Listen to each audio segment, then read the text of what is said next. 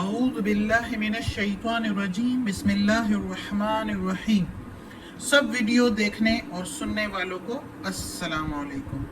ہمارے چینل کے پیارے ویورز، آج ہم تلاوت کریں گے سورہ انفال کی آیت نمبر 25 اور 26، یعنی کہ آیت نمبر 25 and 26 انشاءاللہ تلاوت کریں گے ترجمہ کے ساتھ اور تفسیر کے ساتھ۔ تو چلیں شروع کرتے ہیں آج کا سبق، لیکن شروع کرنے سے پہلے چینل کو سبسکرائب کریں، بیل نوٹیفیکیشن کو آن کریں تاکہ اگلی ویڈیو آپ کو آسانی سے ملتی رہے، اور ہو سکے تو شیئر بھی کریں تاکہ زیادہ سے زیادہ لوگ دیکھیں، آپ کو بھی ثواب ملے اور مجھے بھی۔ تو چلیں اب شروع کرتے ہیں آج کا سبق۔ اعوذ باللہ من الشیطان الرجیم بسم اللہ الرحمن الرحیم۔ واتقوا، واتقوا بچتے رہو یا ڈرتے رہو، فتنتن فتنے سے، فتنۃ لا تصیبن بچتے رہو فتنہ سے نہیں پہنچے گا، لا تصیبن الذین نہیں پہنچے گا، لا کے میننگ نہیں، تصیبن پہنچے گا، الذین جو ظلموا یا جنہوں نے ظلموا ظلم کیا، منکم تم میں سے، خاص طور پر، اور بچتے رہو فتنہ سے جو نہیں پہنچے گا لیکن ان کو جو ظالم ہے تم میں سے، خاص طور پر تم میں سے ظالم ہے۔ وَعَلَمُوا اور جان لو، وَعَلَمُوا أَنَّ اللَّهَ اور جان لو بے شک اللہ، شدید العقاب سخت عذاب دینے والا ہے۔ اب اس آیت میں اللہ تعالیٰ فتنے سے بچنے کو کہہ رہا ہے، اور فتنہ کس طرح کے ہوتے ہیں فتنے؟ اب یہ بھی، اب ایک تو بندہ کہتا ہے کہ خود ہم فتنے سے بچتے رہیں، وہ بات ہوگی، لیکن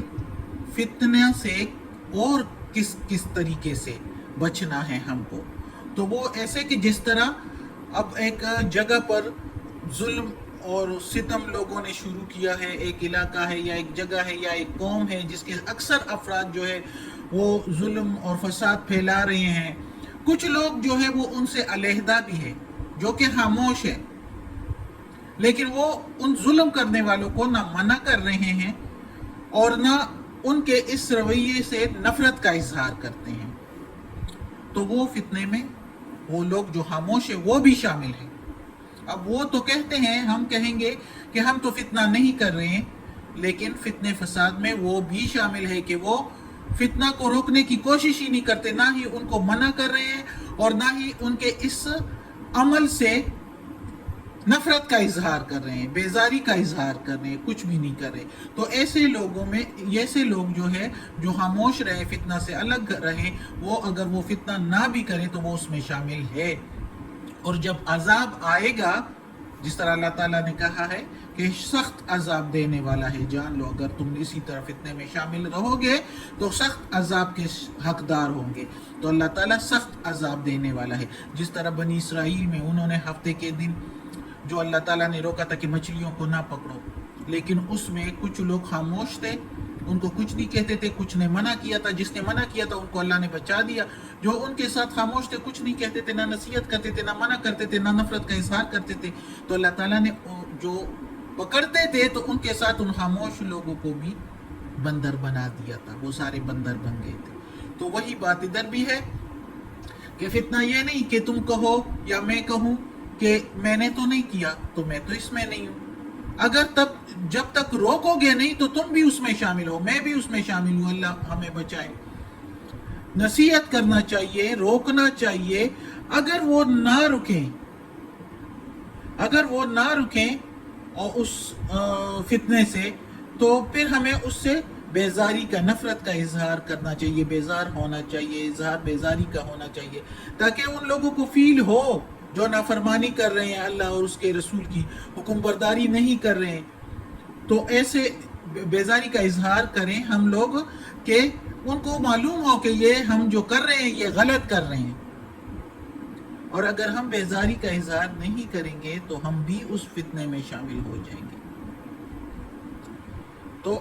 اس سے اللہ تعالیٰ کا یہ مقصد ہے کہ اللہ اور اس کے رسول کی حکم برداری کے لیے خود بھی تیار رہے اور جو نافرمان لوگ ہیں ان کو بھی نصیحت ہم کریں. اصل مقصد اللہ کا یہ ہے، اور اگر وہ نہ مانے تو پھر ہم بیزاری کا اظہار کریں. یہ اللہ کا خاص، اللہ کا ہم لوگوں کے لیے پیغام ہے. اللہ کا ہمارے لیے یہ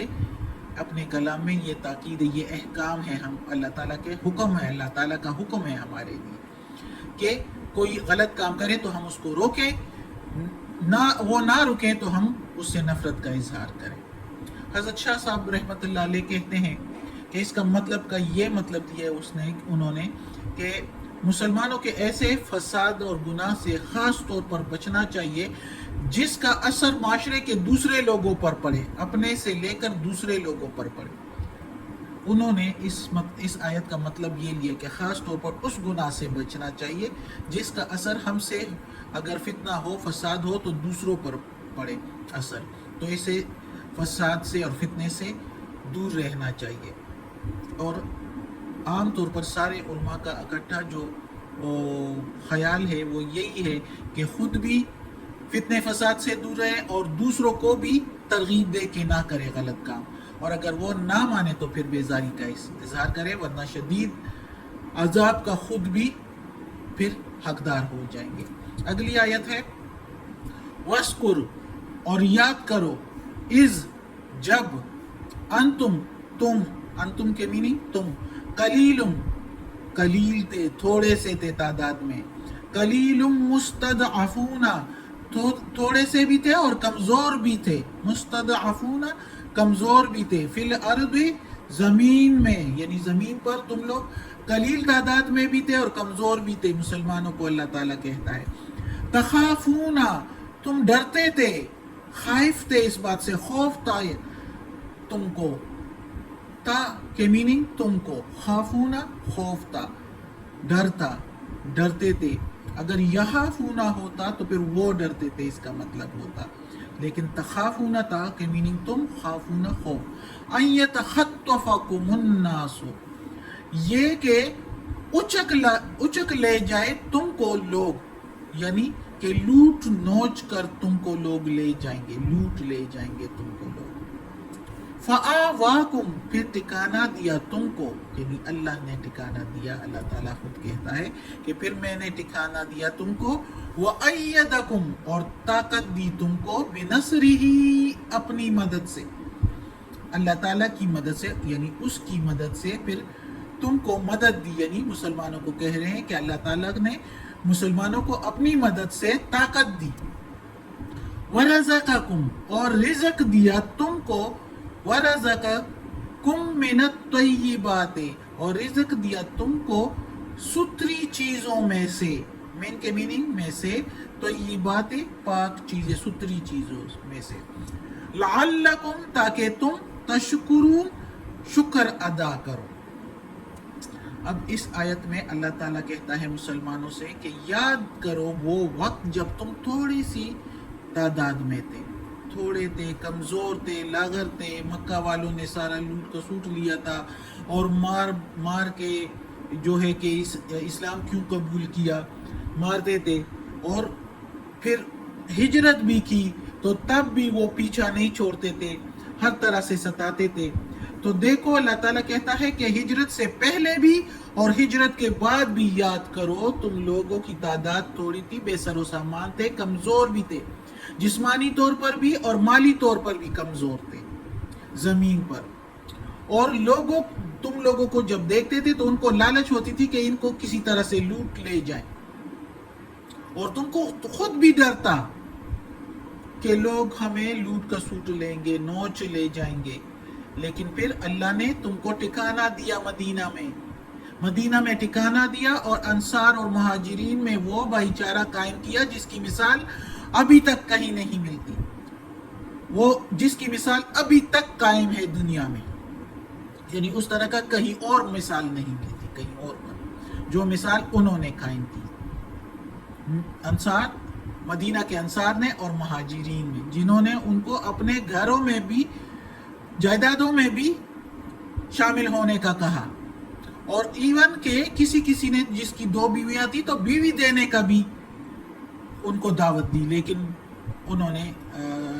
رسول پاک صلی اللہ علیہ وسلم اللہ تعالیٰ کا پھر حکم آیا کہ بھائی ہے تمہارے، لیکن جائیداد کی وراثت تمہاری اپنی اولاد کو ہی ملے گی، اپنے ہی گھر والوں کو ملے گی۔ تو اللہ تعالیٰ نے پھر منع فرمایا، حالانکہ ان کے بھائی چارے کی مثالیں ابھی تک قائم ہے کہ ہر جگہ اس کی مثالیں ملتی، ہر جگہ وہ مثال لوگ دیا کرتے ہیں کہ انہوں نے کس طرح۔ تو اسی طرح اللہ تعالیٰ کے حکم سے اللہ تعالیٰ نے انصار کے دلوں میں ڈال دیا نا، اتنی محبت ڈال دی اللہ کی اور اس کے رسول کی کہ انہوں نے ان کی خاطر اپنے مسلمان بھائیوں کو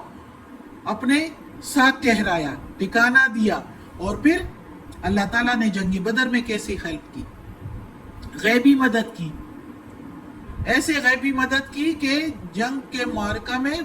پوری جنگ بدر میں اللہ تعالیٰ نے اتنے قلیل کم تعداد والے مسلمانوں کو جو لاغت بے سر و سامان تھے، صحیح سامان بھی نہیں تھا لڑائی کا، اور پھر ان کی مدد اس طرح کی کہ ان کو فتح حاصل ہوا، اور یہ بڑے بڑے جنگجو اور سپہ سالار جو ہے وہ ہار گئے اور مارے گئے اور قید کر لیے گئے۔